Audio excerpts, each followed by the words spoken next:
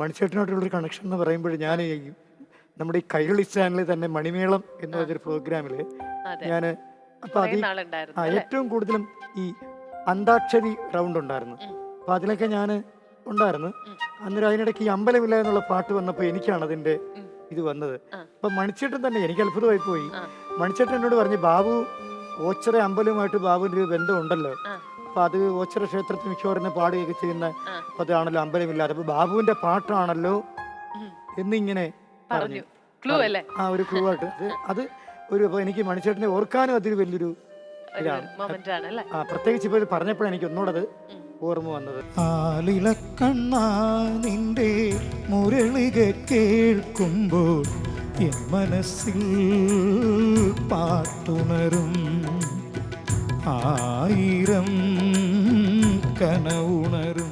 നമ്മളെല്ലാം ഈ കാഴ്ചകളൊക്കെ കാണുന്നുണ്ട്. ഇവിടെ ഇപ്പം മണിമേളം എന്ന് പറഞ്ഞിങ്ങനെ ചുറ്റും അങ്ങനെ ഓടിക്കൊണ്ട് നടക്കുന്നുണ്ട്. പക്ഷേ ബാബുവിന് അത് കാണാനുള്ള കഴിവില്ല. ഞാൻ ബാബുവിനോട് ചോദിച്ചില്ലേ ബാബു, സത്യം പറയും, എന്താ ചോദിച്ചേ? കാഴ്ച തരട്ടെ എന്ന്, കണ്ണ് വെച്ച് തരട്ടെ എന്ന് ചോദിച്ചപ്പോൾ എന്നോട് പറഞ്ഞു, എനിക്ക് കണ്ണ് വെച്ച് തരണ്ട, എനിക്ക് ജീവിക്കാൻ വേണ്ടിയിട്ട് എന്താ വേണ്ടതെന്ന് പറഞ്ഞേ? സൗണ്ട് സിസ്റ്റമാണ്, അതാണ് വേണ്ടതെന്ന് പറഞ്ഞത്.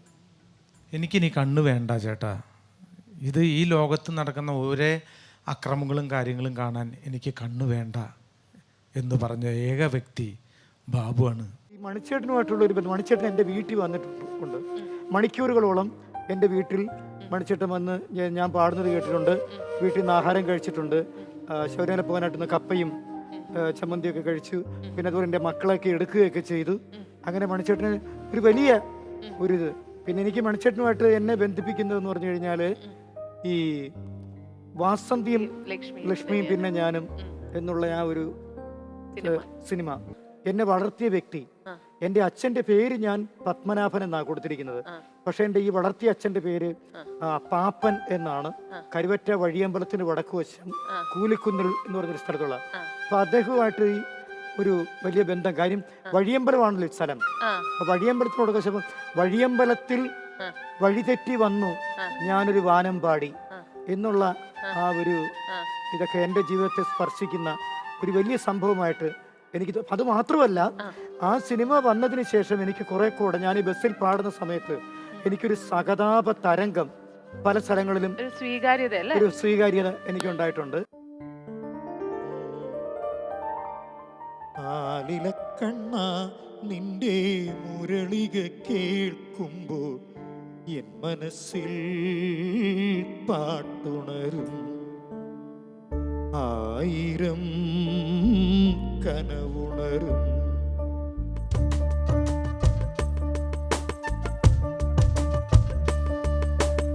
ആലിലക്കണ്ണാ നിന്റെ മുരളിക കേൾക്കുമ്പോൾ എൻ മനസ്സിൽ പാട്ടുണരും, ആയിരം കനവുണരും. ഉയിരിൻ വേദിയിൽ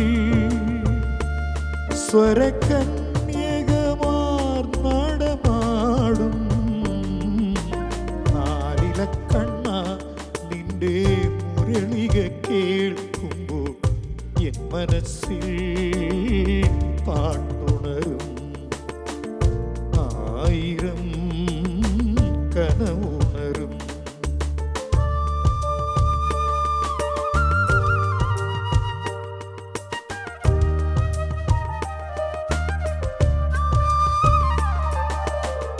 വഴിയമ്പലത്തിൽ വഴി തെറ്റി വന്നു ഞാനൊരു വാനം പാടി. വഴിയമ്പലത്തിൽ വഴി തെറ്റി വന്നു ഞാനൊരു വാനം പാടി.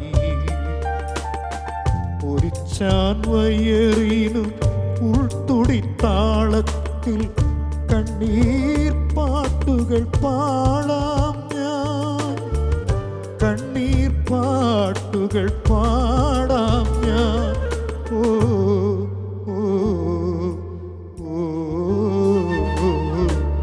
ആലിലക്കണ്ണാ നിന്റെ മുരളിക കേൾക്കുമ്പോൾ എൻ മനസ്സിൽ പാട്ട്